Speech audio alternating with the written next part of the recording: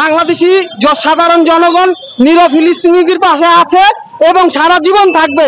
তাদের জন্য আমাদের সমবেদনা সারা জীবন থাকবে, তাদের জন্য আমাদের শুভকামনা থাকবে। আসলে আমরা দুঃখ প্রকাশ করা ছাড়া আর কিছুই নাই। যেভাবে এই সরকার এই যে বৈষম্যের কথা বলে, তারা এই সুন্নি জনতার যে তারাই বৈষম্য সৃষ্টি করলো, তারা এই নিরীহ জনগণদের এই শরৎ উদ্যানে প্রোগ্রাম একবার করে আবার তারা এর প্রোগ্রাম করার অনুমতি দিল না। কি জন্য দিল না এটা তো আমরা জানি না।